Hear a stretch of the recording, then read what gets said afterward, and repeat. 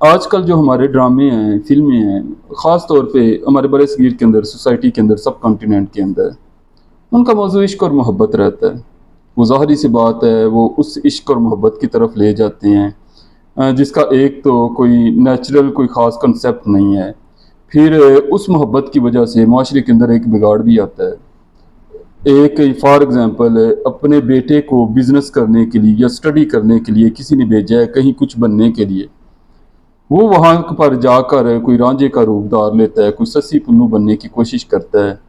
تو آپ نے دیکھا ہے کہ بہت سے معزز گھروں کی جو عزتیں ہیں وہ بھی پامال ہو جاتی ہیں ان باتوں کے اندر، ان چیزوں کے اندر جب ہم انوالو ہوتے ہیں۔ لیکن ایک اور عشق ہے جسے اقبال نے، رومی نے، جامی نے ڈسکس کیا ہے، یہ وہی عشق ہے جس نے کربلا والوں کو پیاس کے اندر بھی ثابت قدم رکھا۔